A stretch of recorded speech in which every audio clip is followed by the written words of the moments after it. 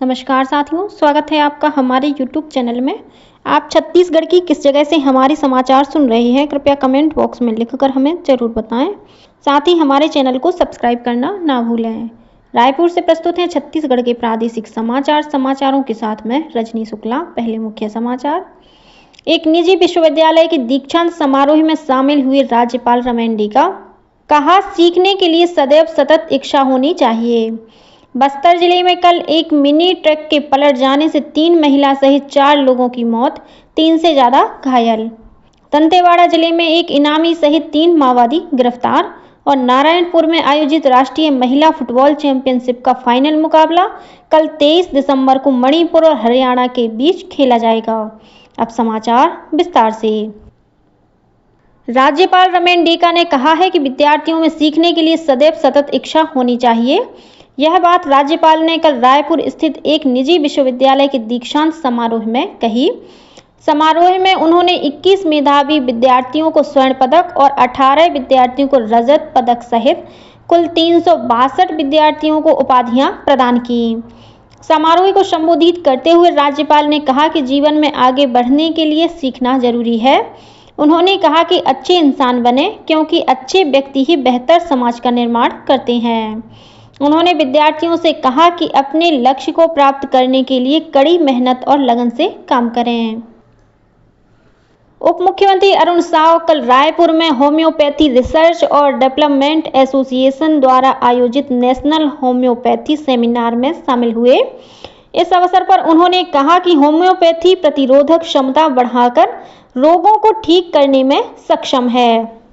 श्री साव ने कहा कि देश के अच्छे रिसर्च और मेडिकल संस्थान का अध्ययन करके प्रदेश में भी होम्योपैथी का एक अच्छा मेडिकल कॉलेज और रिसर्च सेंटर स्थापित किया जाएगा। कार्यक्रम में स्वास्थ्य मंत्री श्याम बिहारी जायसवाल भी उपस्थित थे। बस्तर जिले के दरभा इलाके में कल एक मिनी ट्रक अनियंत्रित होकर पलट गई। इस हादसे में 3 महिला सहित 4 लोगों की मौत हो गई है। वहीं करीब 30 लोग घायल हुए हैं। इधर सूरजपुर जिले में बतरा रेलवे ट्रक पार करते समय मोटरसाइकिल सवार 2 युवक मालगाड़ी की चपेट में आ गए। इस हादसे में एक युवक की मौत हो गई है, वहीं एक अन्य युवक घायल हो गया है। जानकारी के मुताबिक करंजी चौकी क्षेत्र के बतरा रेलवे ट्रक से मालगाड़ी के गुजरने के दौरान बिना फाटक के रेलवे क्रॉसिंग पर मोटरसाइकिल सवार युवक ट्रक पार कर रहे थे। इसी दौरान वे मालगाड़ी की चपेट में आ गए। वहीं दुर्ग जिले के मोहंदी गांव के पास कल शाम स्कूल से घर लौट रही एक छात्रा को हाईवा ने अपनी चपेट में ले लिया, जिससे उसकी मौके पर ही मौत हो गई।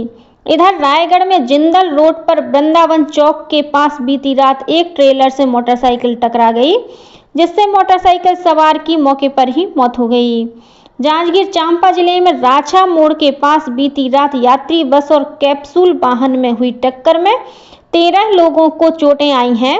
बस में 20 लोग सवार थे। घायलों को नवागढ़ अस्पताल में भर्ती कराया गया है। खैरागढ़ छुई खदान गंडई जिले के जाल बांधा पुलिस चौकी में पदस्थ एक आरक्षक अनिल रत्नाकर ने फांसी लगाकर आत्महत्या कर ली है। आरक्षक का शव डोंगर गांव रोड पर आमपुर घोरदा के पास पेड़ पर लटका मिला। मृतक की हथेली पर पेन से भर्ती परीक्षा के संदर्भ में कुछ लिखा हुआ पाया गया है। पुलिस से मिली जानकारी के मुताबिक आरक्षक अनिल रत्नाकर के शव को पोस्टमार्टम के लिए भेज दिया गया है और उसके परिजनों को घटना की जानकारी दे दी गई है। घटना के कारणों की जांच की जा रही है। बताया जा रहा है कि आरक्षक अनिल रत्नाकर पुलिस भर्ती में गड़बड़ी के संदिग्ध 14 आरक्षकों में से एक था और उसे हटा दिया गया था। पुलिस उससे इस मामले में पूछताछ भी कर रही थी। दंतेवाड़ा जिले की अरनपुर पुलिस ने सर्चिंग के दौरान 3 माओवादियों को गिरफ्तार किया है। इनमें से एक माओवादी कोवासी देवा पर 1 लाख रुपए का इनाम घोषित था।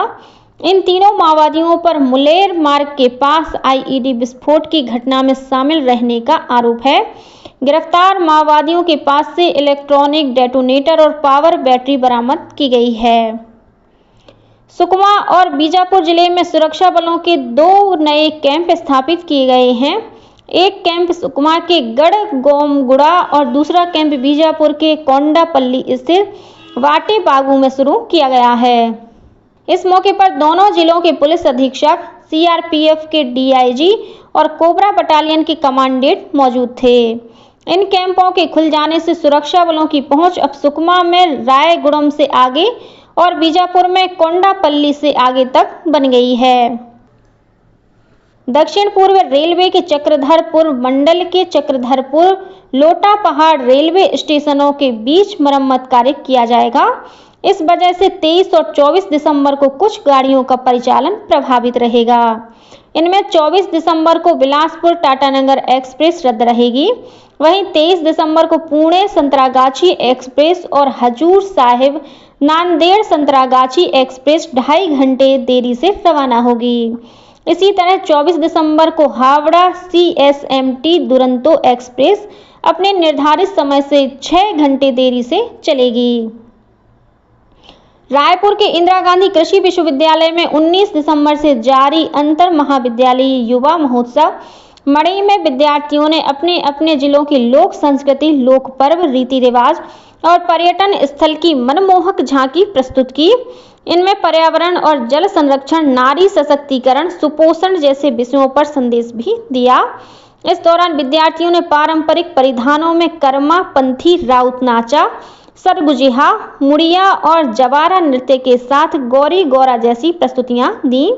आज 22 दिसंबर को इस महोत्सव का समापन होगा। रायपुर के महंत घासीदास संग्रहालय में कल से 3 दिवसीय संगोष्ठी का आयोजन किया जा रहा है। प्राचीन छत्तीसगढ़ में कला और वास्तुकला विषय पर आयोजित इस संगोष्ठी का उद्घाटन संस्कृति और पुरातत्व विभाग के संचालक विवेक आचार्य और भारतीय पुरातत्व सर्वेक्षण के क्षेत्रीय निदेशक डॉक्टर भुवन विक्रम ने किया। कल पहले दिन 3 सत्रों का आयोजन हुआ, जिनमें 15 से अधिक वक्ताओं ने अपने शोध पत्र का वाचन किया। आज 3 सत्रों में यह संगोष्ठी होगी, जिसमें कई वक्ता अपने शोध पत्र का वाचन करेंगे। प्रदेश में बढ़ते अपराध और नशाखोरी के विरोध में युवा कांग्रेस कल 23 दिसंबर को मुख्यमंत्री निवास का घेराव करेगी।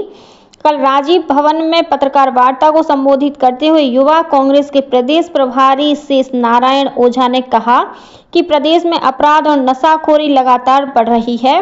राज्य सरकार इस पर लगाम लगा पाने में असमर्थ है। उन्होंने बताया कि 23 दिसंबर को मुख्यमंत्री निवास का घेराव करने के बाद 24 दिसंबर को बिलासपुर में नशे के खिलाफ हाफ मैराथन का आयोजन किया जाएगा, जिसमें कांग्रेस के कई वरिष्ठ नेता हिस्सा लेंगे।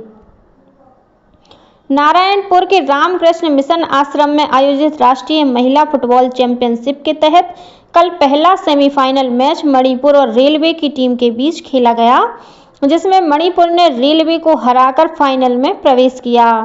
वहीं हरियाणा और ओडिशा के बीच खेले गए दूसरे सेमीफाइनल मैच में ओडिशा ने हरियाणा को 2-0 से हराकर फाइनल में जगह बनाई। कल 23 दिसंबर को मणिपुर और हरियाणा के बीच फाइनल मुकाबला खेला जाएगा। रायपुर स्थित केंद्रीय जेल में कल पहले अंतर्राष्ट्रीय ध्यान दिवस के अवसर पर कैदियों के लिए विशेष ध्यान और योग शिविर का आयोजन किया गया। शिविर में कैदियों को ध्यान, प्राणायाम और योग के विभिन्न तरीकों का अभ्यास कराया गया।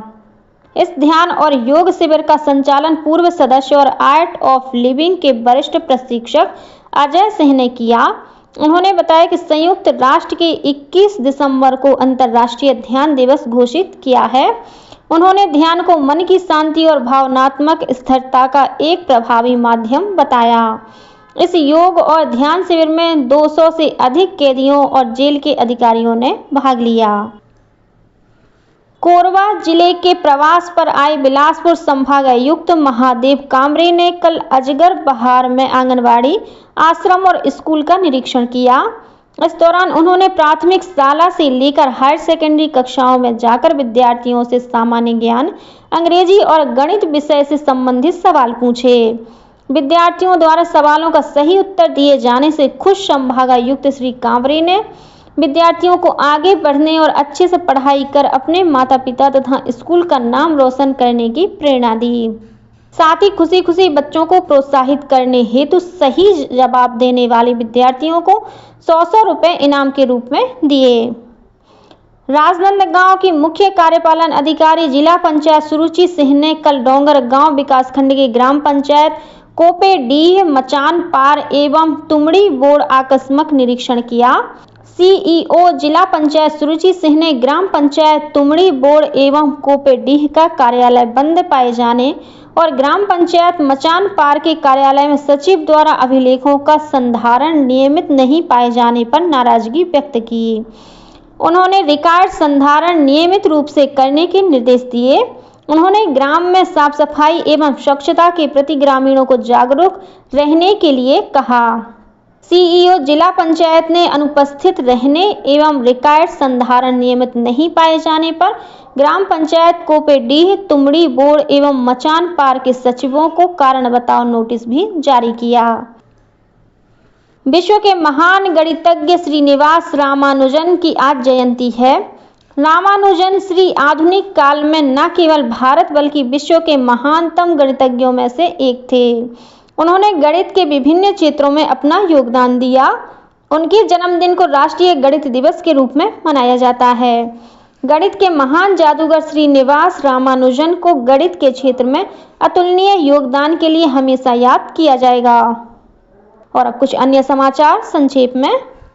राज्य शासन ने भारतीय प्रशासनिक सेवा के अधिकारी सुबोध कुमार सिंह को मुख्यमंत्री को प्रमुख सचिव बनाया गया है।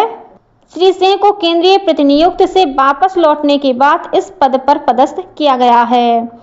राज्य सरकार ने कल शाम राज्य प्रशासनिक सेवा के 7 अधिकारियों का तबादला आदेश जारी कर दिया है। छत्तीसगढ़ सिख समाज द्वारा साइबर क्राइम पर नियंत्रण पाने के लिए राजधानी रायपुर के सभी स्कूलों में कैंप लगाए जाएंगे। इसमें छात्र छात्राओं को साइबर क्राइम से बचने और मोबाइल के सुरक्षित उपयोग की जानकारी दी जाएगी। कांकेर शहर के एक धान खरीदी केंद्र में कल भालू ने एक मजदूर पर हमला कर उसे घायल कर दिया। घायल मजदूर को जिला अस्पताल में भर्ती कराया गया है। सूचना मिलने पर पहुंची वन विभाग की टीम ने भालू को खदेड़ा। और मौसम विभाग के अनुसार अगले 2 दिनों में प्रदेश के न्यूनतम तापमान में 2 से 3 डिग्री सेल्सियस की गिरावट होने की संभावना है। इसी के साथ छत्तीसगढ़ के समाचारों का ये बुलेटिन समाप्त हुआ। नमस्कार।